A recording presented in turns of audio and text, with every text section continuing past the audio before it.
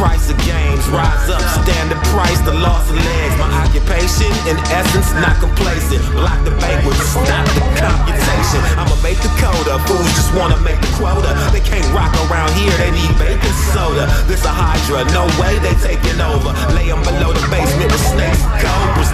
So my question to you guys was, does that matter to you, seeing something that's so photo traced in a comic? Does it take you out? Why does it bother you so much? I just don't find it interesting. No, but why? Because I can look out my window and see it. I always liked comic art and art because it showed me something different. It showed me a new way to see things. I'll say this. Let me put it in. Let me reframe it. Okay, if the concept of comic art is stylistically trying to capture the world outside your window, independent of style, are you getting hung up on the fact that it's photorealistic? But it's still capturing the world outside your window. Yeah, it's just I feel like there's no vision in it. There's no I don't know, it's just the vision is the photorealism. That's not vision to me. Jesus, this elitist. That's lack of vision. This is the Inkpulp podcast. Hello. Yo. Hello, Eric. Eric. Let's go. How are you? What's I'm up, good. people? How are you doing, man? Can I tell you something that's on my mind that's intimidating the hell out of me? Yeah, please do. This live show that we're going to do on the 27th. Why? Why are you really intimidated? It's the world is populated by crazy people. Mm-hmm. We're proof of that. You know what I mean? But we're on a certain level. We're on a certain spectrum of crazy, and I'm afraid the opposite or the more extreme version of crazy comes walking into the place. Well, that's what we have Jamie but for. it's live, but you're in your house and they're somewhere else. So even if I'm afraid of everybody, Yeah, but they're not going to be right next to you. All right. Well, while we're on that subject, if they feel like it, while we're on that subject, let's promote that a little bit on 27th of December this year, because Shawn doesn't believe in the happiness and joy of the holidays. He wanted to stream something like me and Matteo. We're God-fearing kids, raised to. Don't put Matteo in that category. No, Mateo's there. Yeah, he's resisting it now, but he can't get it away. Like looking at Mateo's face right now, he's got like rosy cheeks. He's in the holiday mood. You know what I mean? Yeah. He's I'm already very hard turning into Santa. There it is. He's an ugly red sweater away from really just, fulfilling his opportunity to be in the holidays. Me personally, this is a lighter color black, so I can tell that I'm getting. Oh yeah, I can tell that it's definitely lighter than the one that you had. A dramatic jump. Eric, you're taking some risks, some fashion risks. My wardrobe, it sticks out in my wardrobe. It's sticking out like, that's my Christmas sweater. You, on the other hand, Shawn, you're dressing more and more like a curmudgeon. Every day we get closer to Christmas. The three ghosts are going to come visit you soon. Also, why the fuck are you wearing a scarf in your studio? Like, because it's freezing in here. Big I just got in. It's freezing. Oh my well, god! It's the costume of the holidays. He's starting to become more and more like Ebenezer Shawn, who's three ghosts: the Jew of Christmas past, the Jew of Christmas present.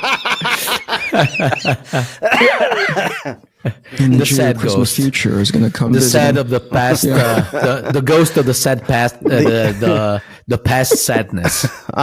Keep going. Keep trying. Jesus. It's the ghost of the sad past, the ghost of the sad present, the ghost of the sad future. It's just it's the same emotion. It's not even the ghost, guys. You got it all wrong. It's not even the ghost. It's the Eeyore of the present, the Eeyore of the past, and the Eeyore of the future. All right, let me not lose track of the point, which is on the 27th we are going to have a live show.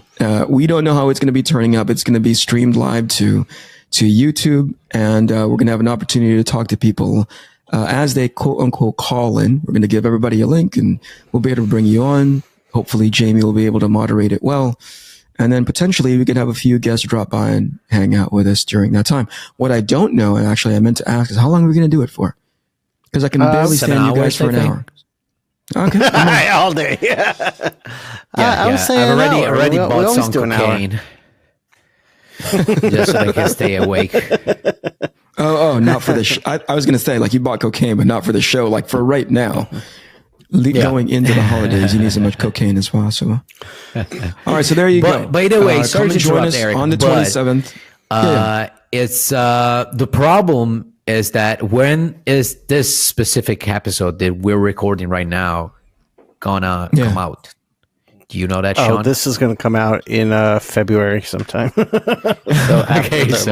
you guys effing missed it. So you're gonna be seeing the ghost of the past podcast.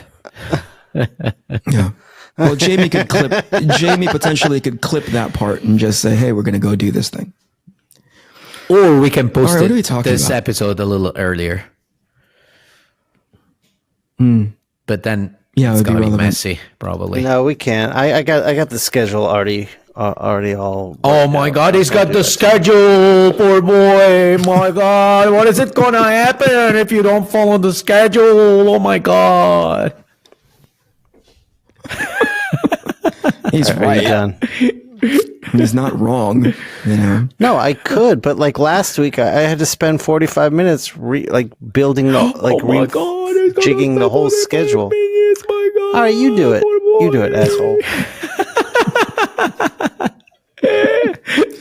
Shawn, I know we're busting your chops, but thank you so much for doing all the hard work that you do. Yeah, thank you, brother. You guys clearly care. I appreciate it. I know. You clearly care more than. Well, I'll speak for myself. You clearly care more than me by like a lot. Yeah. For me, it's like a little bit more than me. Yeah, Just a lot more. Yeah, like a lot more. Yeah. All right, what are we talking about? What were we talking about before we went live, Shawn? We were talking about how people are overreacting to. The Marvels movie. Yeah, that's weird to me. It's very strange to me too. Yeah, we were talking about this movie, and I don't know if people have seen it. It's called The Last Voyage of the Demeter, and Shawn made a good point to say there is a character in there. Go ahead, Shawn. Say what you said, because you don't talk about it. All right, so I'll back up a little bit. So there's a new movie, Matteo, called The Marvels. Yeah, it's like okay. So you're not talking about the Demeter, no. No, we are. They tie together. Okay, because incredible coincidence. I literally watched it last night, the Demeter. Oh, okay, good, cool. So this Marvel movie, I see a preview for this, and I have zero interest. And I'm just thinking to myself, what a strange thing to put out. You have this entire Marvel universe with all of these like icons of the Marvel universe, and none of these characters are that. So it becomes to some people a vehicle for social agenda of an all-female cast, which I don't have an issue with. But if there's other females to choose in the Marvel universe that might attract more Marvel fans. This is not one of them. So the movie tanks. It doesn't look good.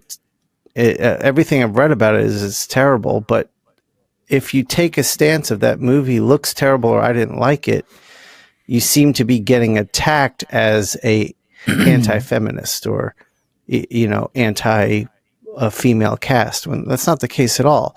And so it got Eric and I talking. It just seems like this Marvel movie was just really trying to capitalize on this aware social justice movement. Was it? And what? Was it? You think so?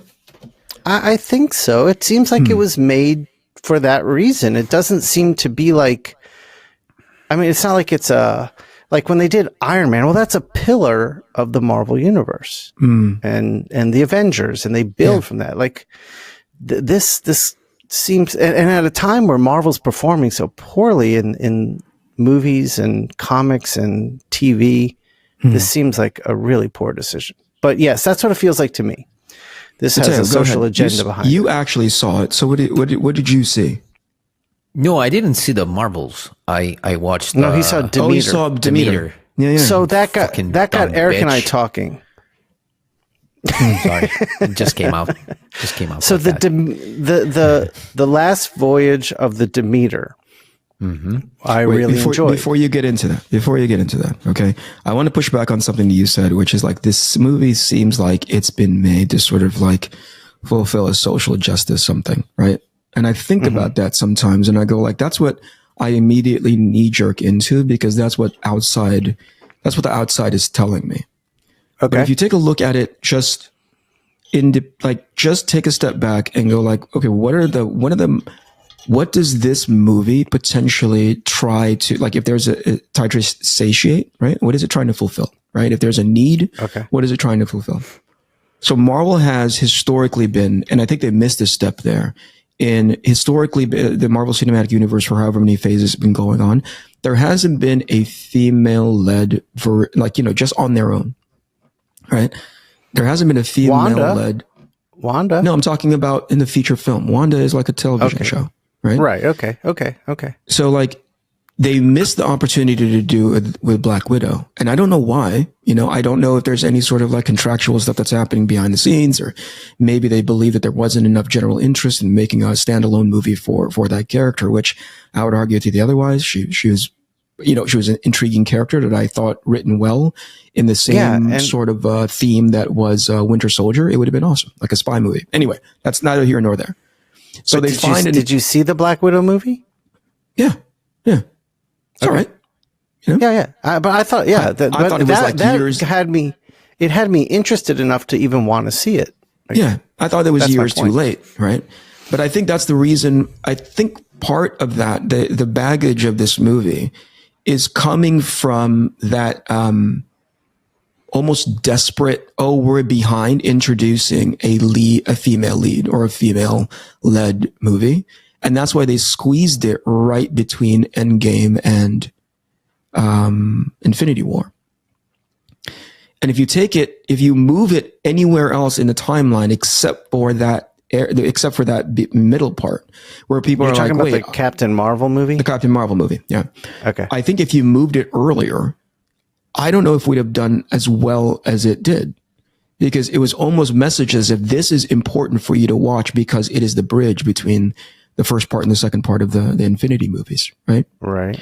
So I don't think that has anything to do with a female-led anybody, right? I think that has a lot more to do with, one, they did not establish that character, right? Very well. They kind of like just shoehorned it into as a bridge, using it as a bridge, because if they had done the same exact thing with Black Widow, which they couldn't because spoilers, she fucking dies, right? Like, but if they had done that, if you had established Black Widow and Iron Man 2 and leading into like Avengers 1 and Avengers 2, and there she is, and then you do her movie, I think there would be better fan affinity because you took the time to build a character. Sure. Right? When you shoehorn them in and say this is now important, which is, really disingenuous. I think it's done in bad faith. And then you take a look at the movie itself on its quality, not necessarily on the fact that it's female led. So there's a bunch of things working against it. So you fast forward to like right now, and now the Marvel Cinematic Universe has taken a slight dip. I'm being very generous, a slight dip in its quality and as far as its like writing, like as far as its writing is concerned. You take that baggage, you compound it with all the baggage that came previously, not limited to how the actress is acting publicly, right? And you get the Marvels, and you go like, I don't know if that movie was any good at all. I don't know if it could overcome the baggage that it was tugging along with it, right? It needed to be as good as Winter Soldier or like Captain America 2 or Iron Man 1 or all these movies that are like the benchmark of the Marvel Cinematic Universe. Right. If you critique it based on that, you and I can have a conversation. That's an extended sort of like, oh, I see this being better. I see, like, I agree with this. I disagree with this. But I think what happens is, especially people who defend that movie almost like They do it. I don't know if they do it blindly, but they certainly do it like they lump a bunch of people in all into one group. And I think it goes back to what you're saying, Shawn, which is to say, if you don't like this movie, you must be against a woman-led movie or like a woman-led franchise, which is not true. But I know why people knee jerk into that, because there are some people who go, Brie Larson sucks, blah, blah, blah, blah, blah. And you're like, well, maybe that's an opinion. Let's try to look at that movie objectively. You said something about her personally. So is she like, I don't know anything about her, like outside of her roles. Is she even vocal better about? Even better that you don't. So you're just judging that movie as is, you know? Right. What does she do? Like with personally? I don't want to go into like dogs on the street. She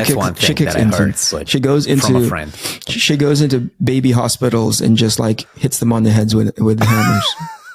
Yep. She doesn't do any of that thing. She is of a generation of actors who see their platform as opportunity to advocate for whatever it is that they want. And whereas as that action generally is whatever, it's your platform, do what you want. There's the way she broadcasts her message, it's received very abrasively. Oh, okay. Agree, disagree? Yeah, I don't know anything about that.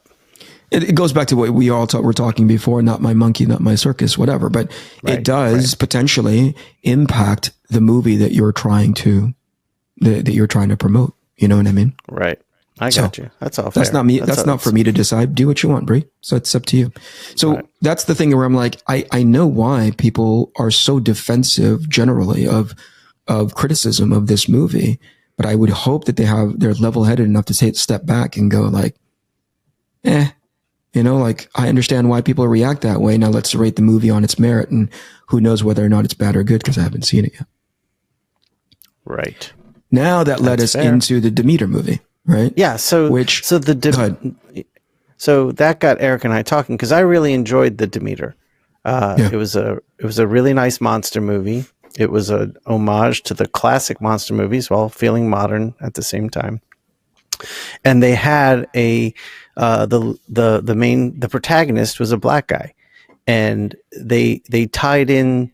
I don't know because I don't remember this chapter in the book. I don't know if in the book he was white or not, but it didn't matter. Didn't matter. So there was a bit of the story where and he was a surgeon or a doctor, and he went to medical school. He's the only black guy in the entire medical school. So in that time period, that makes perfect sense. And it was a piece of the story that I really enjoyed. So in a way, it wasn't forcing a social agenda down your throat, but it was woven into the fabric of the story in a very good and interesting way. And I feel like if you take what I said about the Marvels, this is kind of the opposite. The movie wasn't like marketed as that. It was a monster movie. And this is just the story of one of the characters. Sure. And I liked how they handled it there. Yeah. So that was the compare contrast that Eric and I were talking about before the show started. Yeah, and I was thinking about it in context to the exercise of doing it. So I go like, yeah, they took Bram Stoker's Dracula and took one chapter of it, basically the voyage of Dracula from Transylvania into the New World, or excuse me, into England. And they said, hey, let's tell a story in the context of this. You know, I don't know. Again, similar to Shawn, I'm not familiar enough with it to understand whether or not that was even, I thought from my recollection, it just spoke about it in general. I don't know if there was a story. That's what I remember from the book. I remember that Dracula was being put on board this ship, and there was a log kept, and the ship arrived in London, and the crew were all dead and gone. Yeah, and so they made that was really as far as the book went, I think. Yeah, and and they made this story, and they said, hey, that's an interesting chapter. That's an interesting segment. Let's go tell a story in that. Protagonist is a black man, and they gave him I thought, a really well-rounded story. And it wasn't sort of like really good. Done from a shoehorn / activism perspective. It was just like interesting. Right. Right. I think that's when it's done well, when it's done elegantly, when you can go like, hey, we can tell that story because guess what? Black men did exist back then, and this potentially could, this potentially could tell a really interesting component of the Dracula, the Bram Stoker story. Okay, cool. I think it's when it's shoehorned in where you go like, it doesn't make any sense to me why you had to do that. And the argument is like, well, why not? And I'm like, oh, I didn't know. So it's as subjective as anything. It wasn't, Sure. The why not argument pisses me off. I feel like when the message or there's an agenda that they put in front of the story in terms of importance, that's when you lose me. But when you put the story ahead of it, then you got me. And I think Spike Lee is very good at that. Yeah. Matteo, what'd you think of Demeter? I really liked it, even though I'm not a huge horror fan in general. But this one was more of a mix between horror, thriller, fantasy more. Like, it wasn't a classic monster movie, like horror, a monster movie. Yeah. And I like the fact that the ending is not like a real ending. Like, it gives you the chance to see a second chapter potentially, which I think like what's going to happen is that the guy turns into Blade basically and then starts. I was just going to say that. Right? That's Blade. It's the Blade origin story. Yeah. Isn't it? That would be awesome. That would be awesome. Yeah, that's what I thought. I thought the same thing. I said the same thing. But the same thing. Yeah, I liked it. I'm sorry I don't have much to say about it because, to me, I'm already not a huge fan of the monsters movies and stuff like that. It was just, I saw it and then I remember that you told me that you recently saw it with Zoe and you liked it.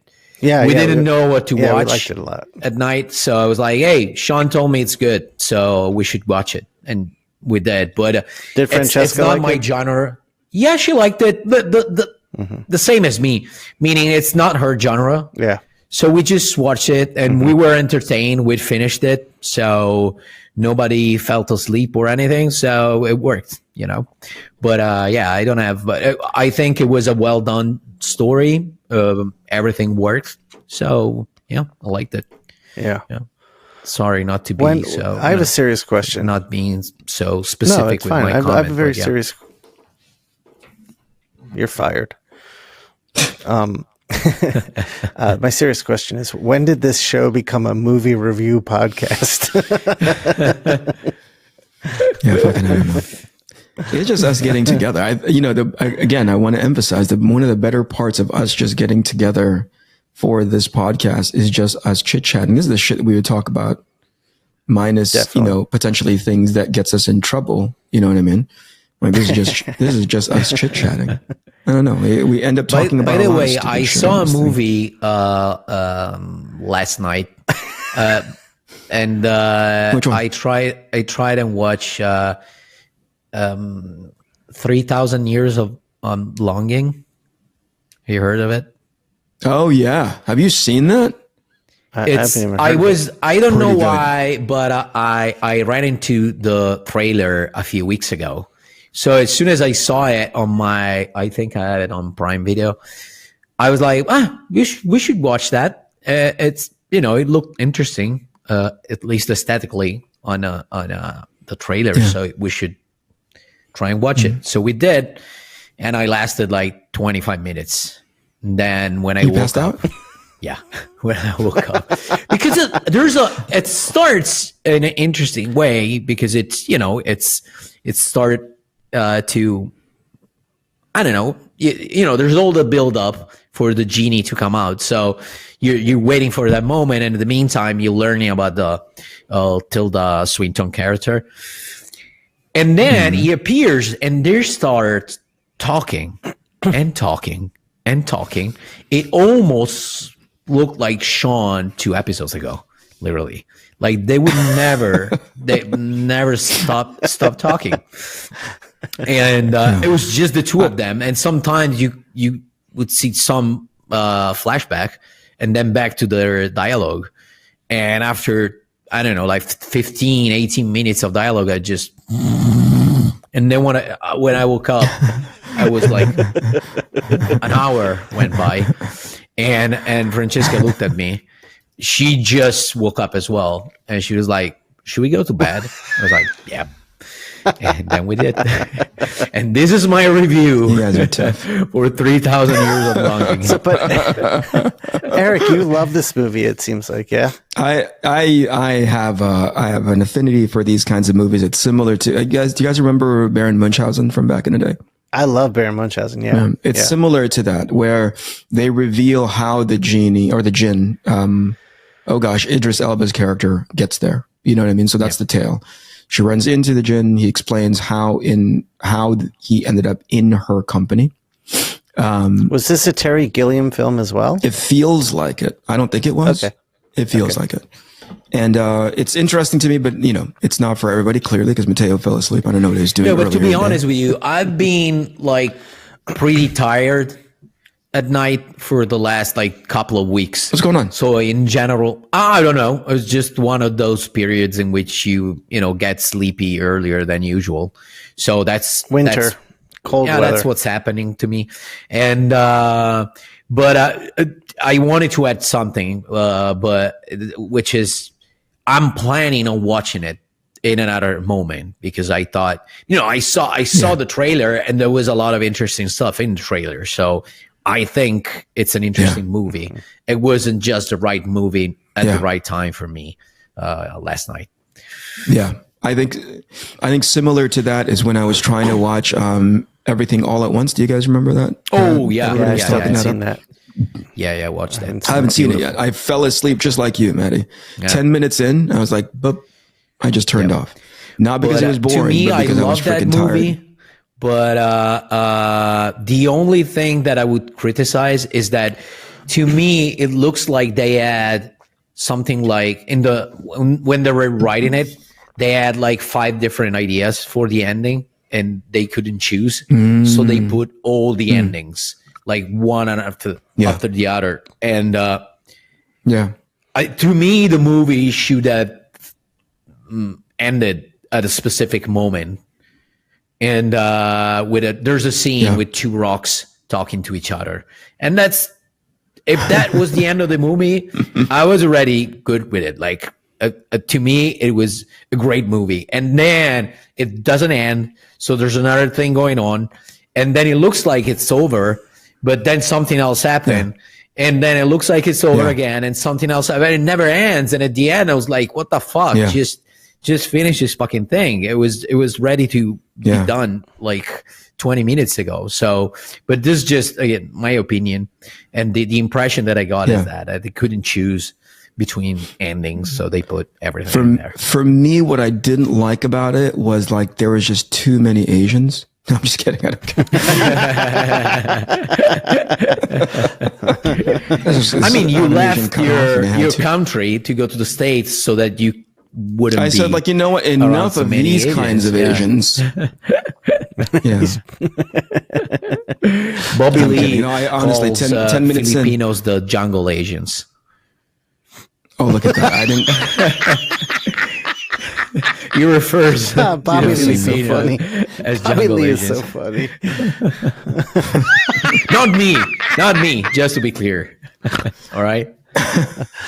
Matteo, you know what? You've ruined Gomorrah for me, because now that I'm watching Gomorrah again, and it takes place in Naples, whenever they do a shot of Naples, I'm like, oh, there are a bunch of assholes everywhere, every one of them.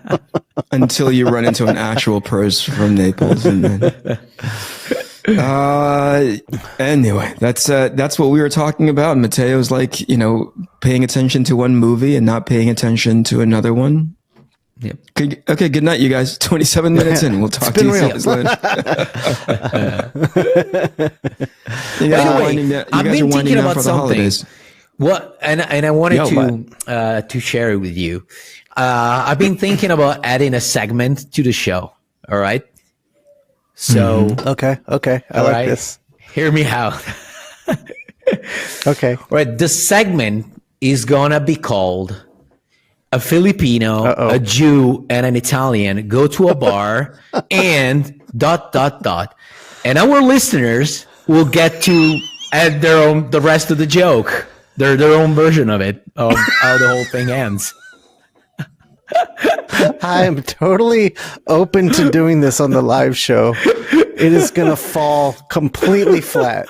I don't understand the premise. That's what we do now, you know? You're like saying something that like, oh, we've never done that before. It's literally what we do every week. Minus maybe the bar. And the bar is you got to structure conceptual. it as if it is a joke, you know? So with the okay. Italian guy should say something, then the Filipino should answer, and then the joke ends with the Jew by saying, I don't know, like, well, this coffee is too expensive or something like that, you know?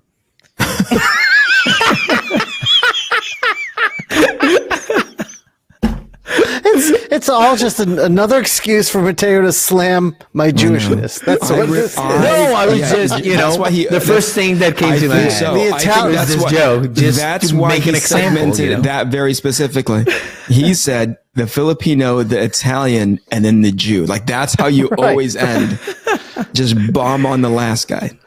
Yeah, he's going to be like this handsome Italian man who's very wealthy, surrounded by women, enters a bar with his Filipino friend who no one cares about, and a Jew. We're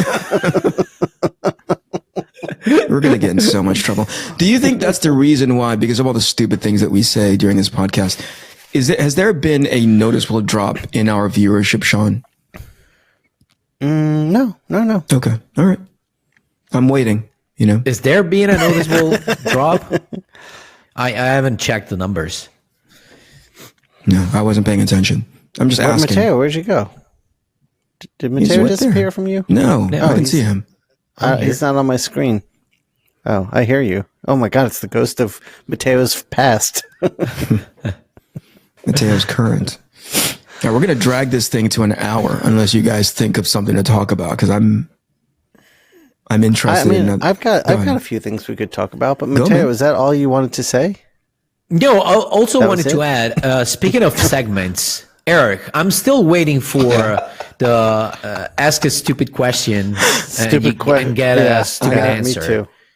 Me too. I'll start opening that up to questions again. So very soon, guys. Yeah, we're going to need that on the live show. That's going to be a real important part of the live show, I think. Okay. We'll figure it out. Go ahead. Okay, Shawn. Go ahead. ahead. So, I have a question for you guys. When it comes to comic book art, and let's say, like, I was having this discussion with Jeff DeCal earlier today, so it just got me thinking this would be a good thing to talk about.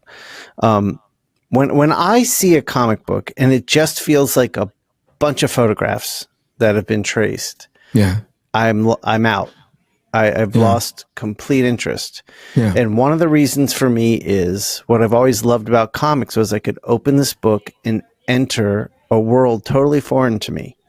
Yeah. And every artist who drew the books took me into a new place. And the way people looked and moved and act and the way a desk was drawn and the way a tree was drawn was all really interesting. Yeah.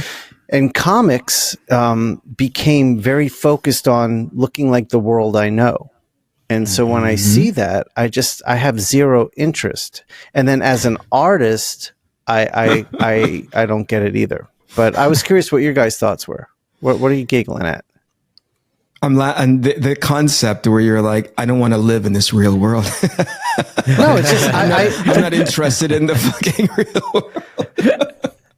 I just want to be plugged into the Matrix again, whatever. Yeah. Put me back in. I want to be naked, bald, and full of wires. I want to go play with Winnie the Pooh. He's my friend. I want to walk into a magical tree and turn into a cartoon and play with a bear that only wearing a shirt so I can give him tummy rubs anytime I want after I give him honey.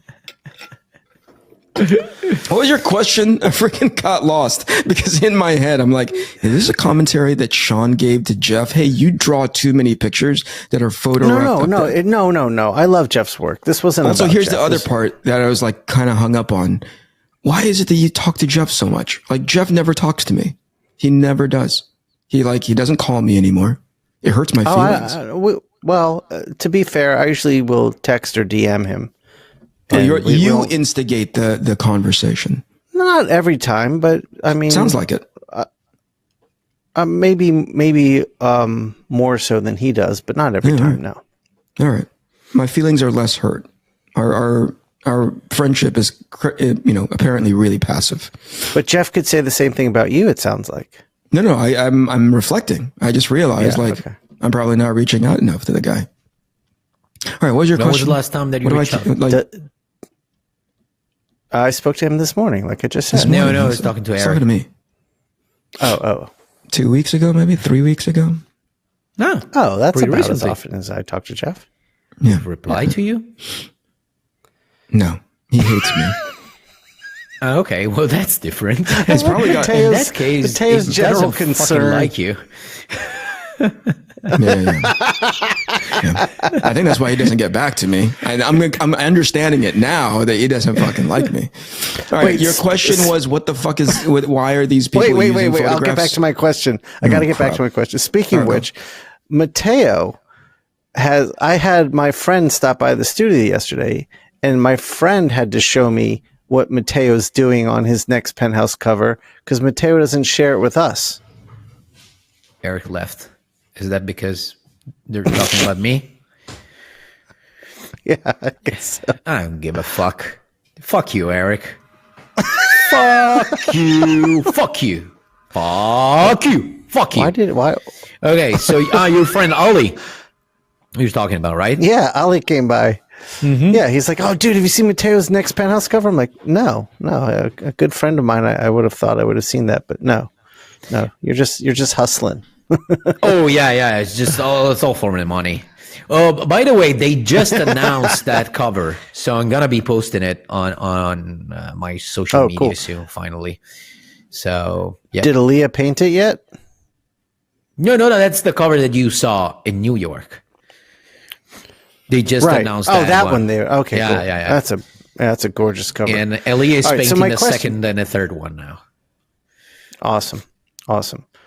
So my question to you guys was, does that matter to you, seeing something that's so photo traced in a comic? Does it take you out?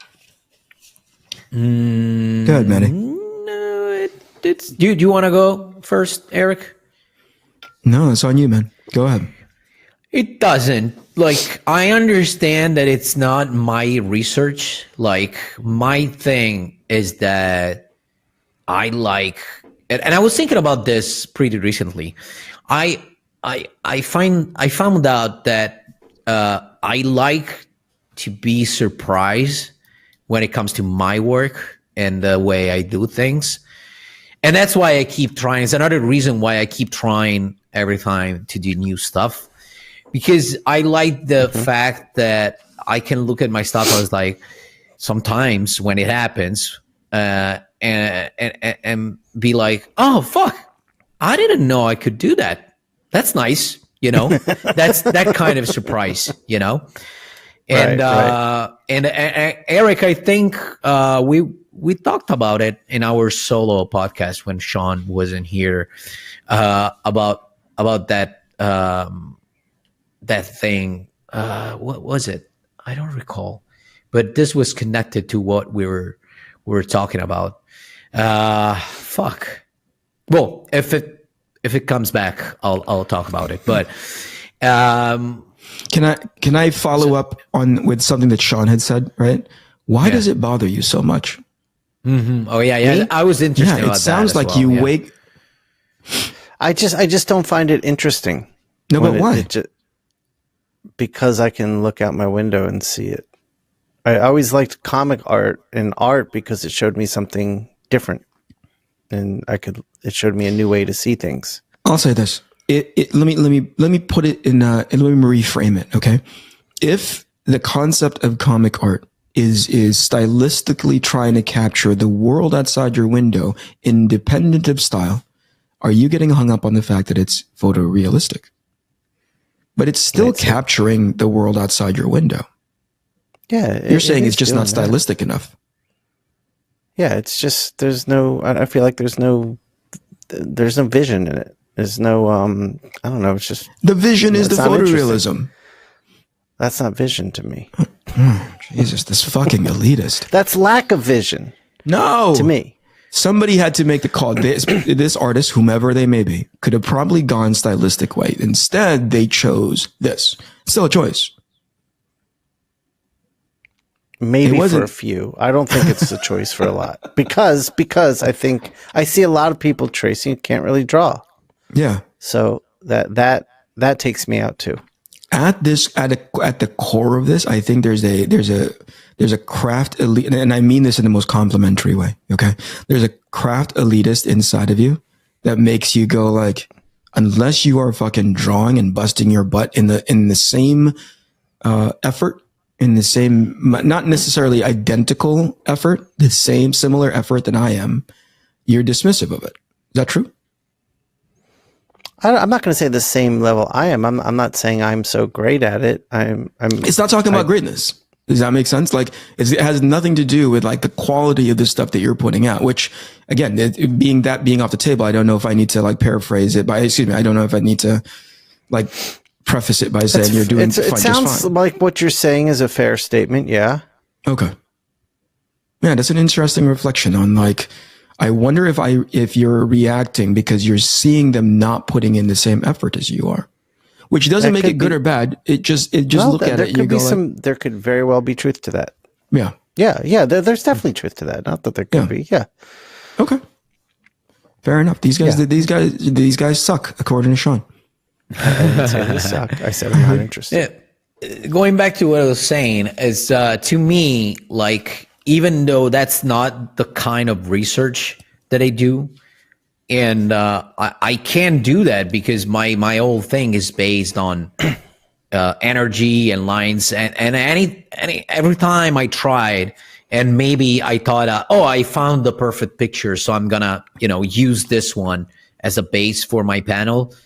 Then the panel ends up not working for me, so it kills all the thing that I need for my pages to be my pages. So it doesn't work with me, but I'm always fascinated by seeing, like, I don't know, like, because I see that the process is so different from my process that I'm fascinated. I'm thinking like, wow, how did this guy made this thing, because I don't have a clue. It's not part of my process. And also I like the part of when you have the picture and then you have to do your own interpretation and put the black or whatever, or make it a little dirty with brushes. Yeah. Like I'm thinking about, I don't know, like Tommy Lee, our good friend.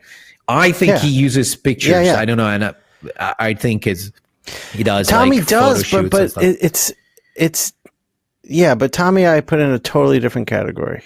Yeah. Because Tommy is such a brilliant artist. Like I see, like when I said earlier, when you were like, there are some that are making this decision and some that aren't, I said, I don't think there's that many that are making that decision.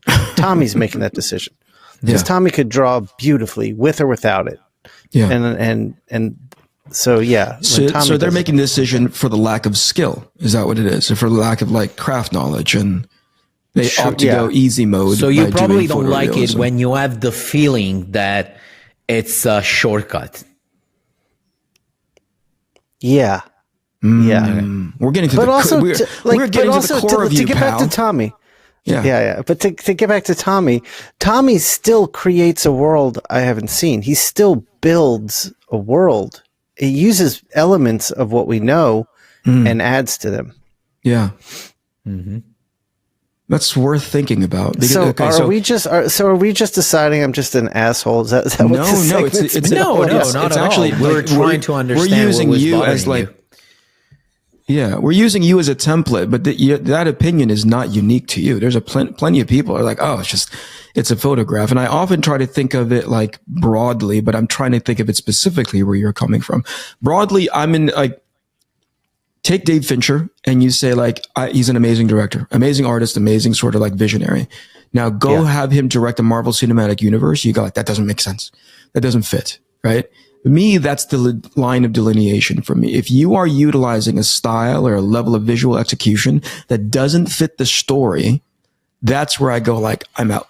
This is it. You clearly as a craftsperson, as a contributor to this project, you didn't look at the story and go, I need to implement a different approach to this. Because if you are doing like, cataclysmic world ending, alien invasion stuff, and you're doing photorealistic, and the tone of the story isn't about photorealism. It's about the bombastic nature of an alien whatever, invasion.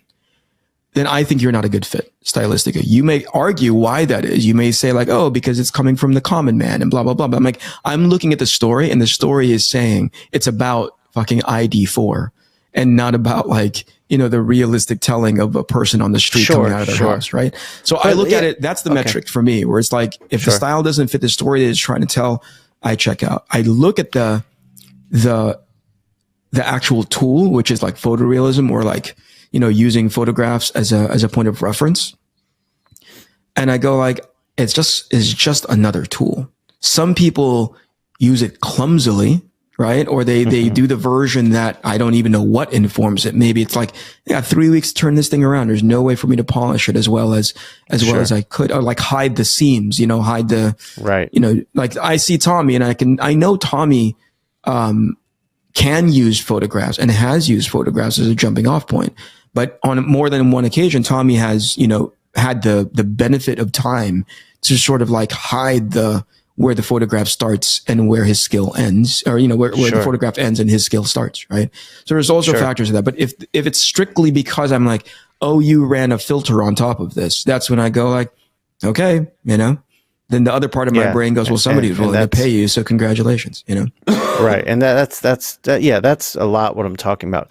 But also to go deeper, when I feel like a panel is a photograph, it feels like that moment stops. Like I feel like a good comic. Yeah, that's what I mean when I say I can't read it, because a good comic, there's this illusion of movement occurring, but from panel to panel. And when something just feels like it was a photograph, and especially when they use their like friends and family to act, and just it just looks so stiff and frozen. But again, going back to what Eric was saying, I think that's the case when the medium is used clumsy. Because I have, for example, a good friend of mine who uses photo references and stuff, and he uses 3D models and all the help that he can get. He's a great artist. He doesn't need to use them. He started a few years ago, and he's paying off. So he likes what he does. So that's what he does now. But he's able to convey that kind of energy, even though he's using photographs, it's mixing stuff. It's a process that takes a lot of time. He's actually slower than he would be without photographs. So it's an actual choice. Okay, and that sounds good. And to expound on that, here you have an artist who's trained, their craft is at a nice level, and then they're using a tool.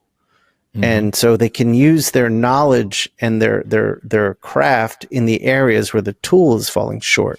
Mm-hmm. And when that happens, I guess I'm okay with that. Like, that doesn't bother me. It's when that time wasn't spent really learning and developing your art craft, and you just jump to the photos where I'm out. Mm-hmm. No, I think we got to get used to it. Consistent with your character, though, and technology.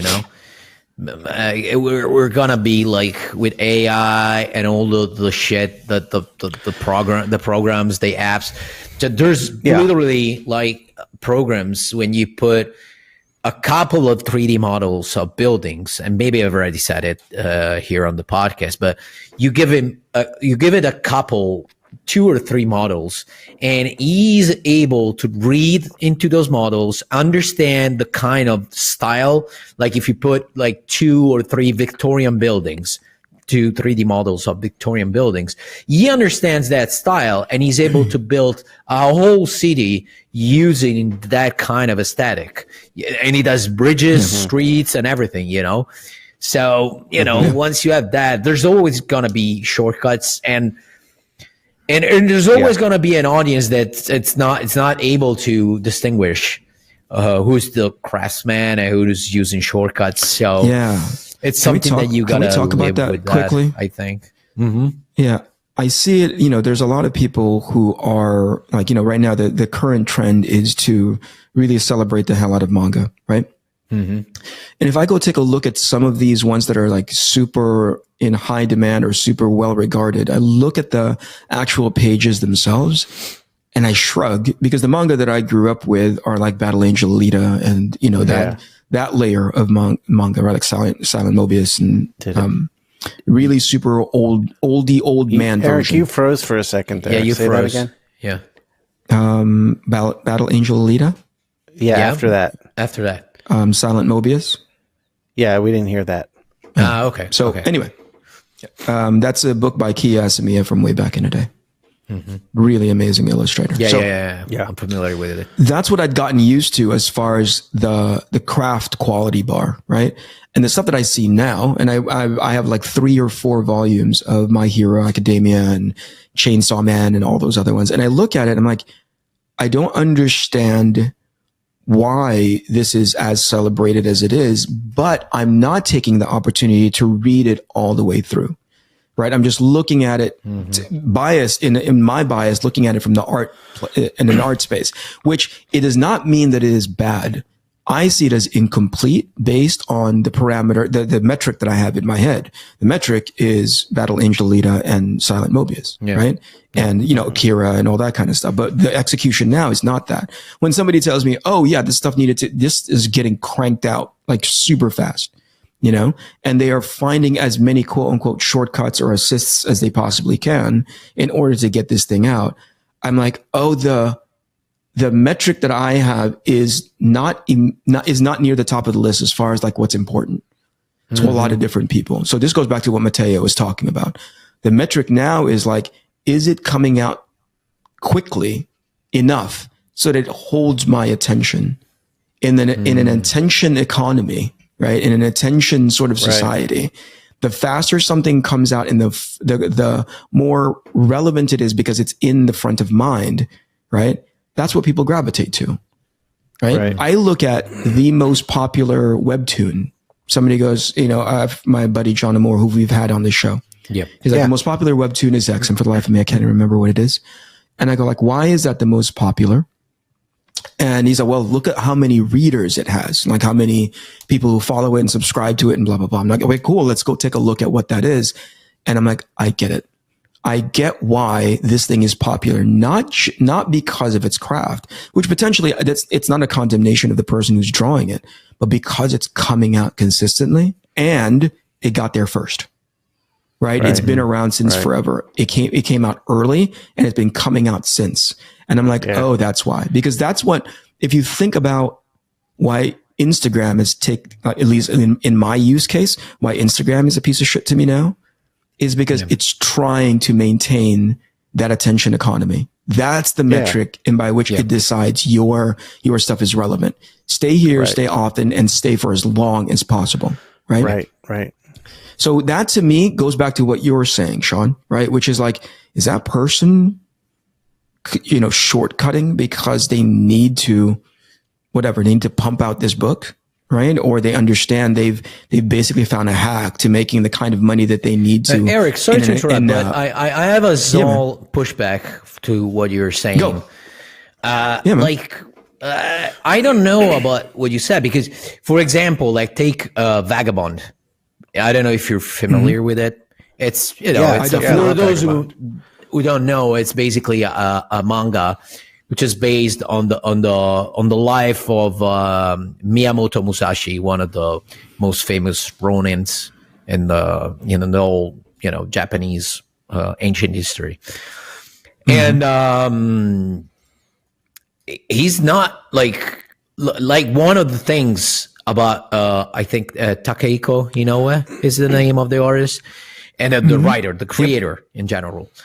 Like he's known for being really, really slow on that book, but that book is still super successful. So I don't know, like if we can find and pick a specific elements that makes a book successful more than another book. It's really hard.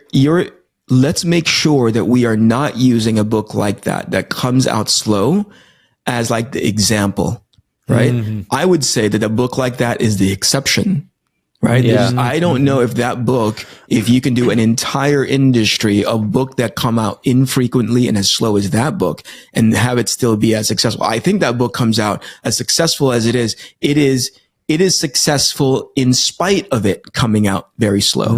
Yeah. Okay. And also that book is before this economy we're living in now of social media and stuff. That book was around before that. Yeah. I would Okay, so you were contextualize it talking in that specifically space about to be like, nowadays and how things have changed and correct. what matters now. Oh, okay, gotcha. All right, sorry. Correct. Yeah. Yeah. There's few exceptions to that rule, clearly. And I'm happy to discuss all of that stuff. I love finding like the one like, yo, this thing is crazy. Like, Berserk, I think, is an exception. Yeah. Berserk is like volumes thick and people just love the hell out of that manga. I haven't read it myself, but I hear it's, it's pretty downtrodden. So I'm like, oh man, it sounds like if I read it, I'm just going to walk away going, like, I don't know I'm going to go eat some razor blades or whatever the heck it is. People just talk it up. Like it's sort of like, again, it's a sort of a downer, but it finds hope in all of that darkness, which I think is a nice sort of like formula. It's the same people. What is that most recent video game that came out? Is it Elden Ring? Where it's like Mario super Bros. dark and it's super, yeah. Luigi's Mansion is super dark, Yeah, on the action set. But yeah, so that to me is those are the rare exceptions. I'm talking about just like right now, what makes for a traditionally successful book within a formula.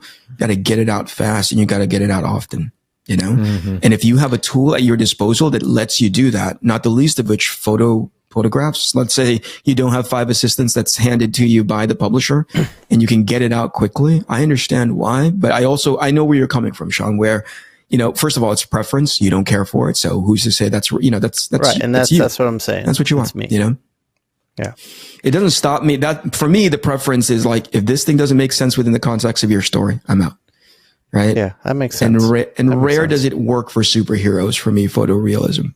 Rare. Yeah, and I guess that's mainly what I'm talking about. But yeah, I love people who know how to cartoon, man. I love people who know how to like, find an interpretation of life, even if it's not realistic proportion, and say like, draw the fuck out of that thing. I love that stuff. Yeah, that's me too. All right. Yeah. Before we go, I want to end on something positive here. Yeah. Name one thing or two things that's exciting you when it comes to your art right now. Like what are you adding or playing with in your own art that's got you excited? Go ahead, man. Do I go? So about my art? Yeah, man. Your art, yeah. Oh, I got plenty of stuff, man. I love my own stuff. No, putting the jokes aside, what I'm loving now is that I'm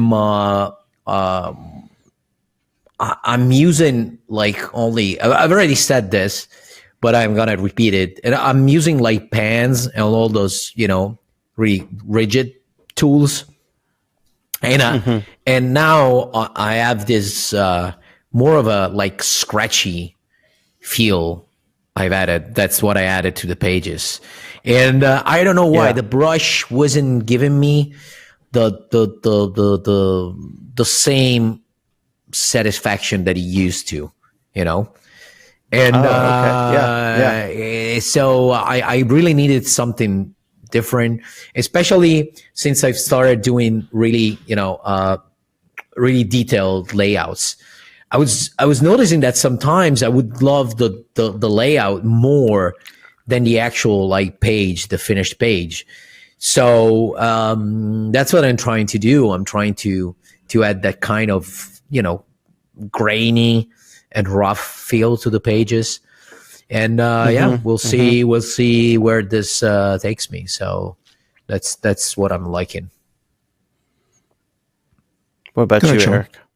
You first. For Jonathan Glapion introduced me to a glazing medium. I like when I paint, I've been working just with water to thin my paints. And when he was at New York Comic Con, he was showing me what he was doing with it, and that got me really excited. And then I've been talking to Aaliyah a lot about glazing, so I started messing with it, and I'm really excited about where I can go with this with glazing in my painting now. That's got me pretty hyped. And by the way, Shawn was talking about Aaliyah, my son. is talking to him, and my son is giving me advice on painting. Yeah, my next project's gonna be all crayon. By glazing, he means reaching into his diapers and wiping shit all over the place. You know? I imagine his kid enter his studio and you're like, Dad, what you doing? And he just turns with all this face like covered in colors and stuff. Like he's eating a crayon. I'm in a diaper at my art table.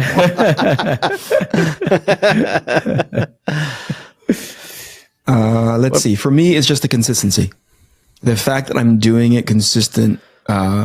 I remember, again, by the way, Matteo gave clarification to this a while, but I already understood he didn't need to give any more context. I knew where he was coming from. I am taking to heart, you guys know this about me, but I take things as a personal challenge, right? Like, hey, they'll never let you. I remember when my very good friend, the godfather to my children, said, they'll never let you draw Superman with that style. And I said, fuck you. I'm going to do it. You know, that's always been sort of like, and as soon as I prove it, I get so, he was right. No, they should have never let me draw Superman, but I did anyway. But that was the middle finger since I did, right? So when Matteo said, hey, you're not really known as a comic book guy. And it wasn't the first time that I heard it. It wasn't the first time that I heard it from somebody, right? I think I heard it from an extended conversation with Scotty Young, you know, and he said something to the same spirit of, I'm like, if two people are saying it, it's not like whatever, it's not their perspective. There must be some truth to it. And then you couple that with our conversation with Todd McFarlane, and he goes like, oh, by the way, it's just a random number, but let's say 50. But in my head, I was like, yeah, fucking 50. Let's go. Let's do 50. You know? Awesome. That'll shut everybody up moving forward to be like, oh, you're not really a comic book guy. You don't really do a run. You don't, you know, you got to do 50 or whatever. Now it's on my chest to be like, let's do 50. But independent of that, like really foolhardy, you know, shit, the consistency where I'm like, I'm actually doing it over and over and over again, and finding still within that how to optimize to get to 50, if that makes any sense. Like I'm ramping things down detail wise and ramping things up clarity wise, and going like, I don't need to draw those 5 lines like I did in series 1. Now that I'm going to go into series 2, let me go figure out the version of this that I would do without alienating a crowd, because I got the piece of feedback to be like, hey, Eric, you're known to have detail in your work. And I pushed back on that and said like, well, I could be known for this too, but I know where they're coming from. So now I'm trying to find a visual compromise that's not too off-putting. And by the way, Eric, I wanted to ask you something. Yeah. And I wanted to, in the Todd McFarlane's episode, but we kept talking about other stuff. So he got buried. Yeah. So when you talk about issues, like what I know about Arcatina is that issues are bigger than a normal issue. All right. Are you thinking about actual 48, 49 pages? Are you thinking about actually like 50 issues of like 50 pages each? Yeah. Holy cow. That's a lot. Jesus Christ. It's 2,500 pages overall. Yeah. That's a fucking And because like that number crossed my mind when I did the math. Let's say like 48 pages times 50 issues, right? And then I said like, oh fuck, that's overwhelming. But that's the version of me that I would think about back in the day. Now I actually, the mechanism that saves me from that level of anxiety and getting overwhelmed is going like, we're going to do this one book at a time, because that saved me from book 4 series 1. When series 1 turned from 5 books and turned into 6 books, if I focused on, oh my gosh, I got to do another 50 pages, it would have been nuts. Instead, I said, I'm just going to get book 4 done. I'm going to get 5 done. I'm going to get 6 done. And next thing you know, it's 300 pages later. Right. So that to me is a good sort of like coping mechanism, for the lack of a better term, to be like, let me just get, this series done, because like 2,500 pages isn't the goal. The goal is like series 2. And even within series 2, book 1, series 2, book 2, So but by the time I'll look up, it'll be 2,500 pages later. All right. Can't wait to see that, man. All right, kids. That's awesome. I mean, you'll be like 85 years old, but yeah. Yeah. Well, I'm 84 now, so yeah, it's gonna take about a year. All right, you guys, I'm gonna stop this stupid. Alrighty. This is the Inkpulp podcast. This is the Inkpulp podcast. Comics, hip hop, life.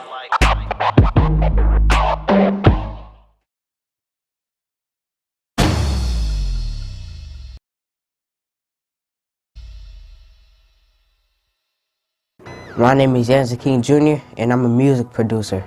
I always fell in love with music, period, when I was a baby. So you know how some kids are immune to a certain type of music? And it's like I have an ear for everything. I have a passion for it. Like I love it. The people. They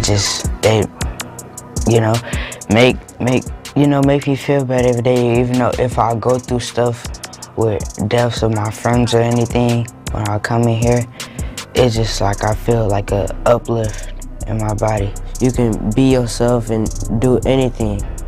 If I mess up or do something wrong, it's not like, oh man, you messed that up, man, why you do that, man? But they help me. Not being myself around people, you know? It's just like I felt a different vibe when I came here, and then it's like I feel like, yeah, it's that place where I can finally be myself and I don't have to be judged. Everybody go through stuff. It's just like a test that God puts you through and trying to see if you can take it. It keeping me together because sometimes like people get bored and then they do stuff. Right. They do stuff that they don't have no business doing on all of that stuff. So I just feel like it just keep me going. Like do the right thing. People have a future and you don't want to mess that up. Yeah, I'm a loving and caring person. Keep on doing what I love, what I got a passion for, because I don't want to go back to that other way.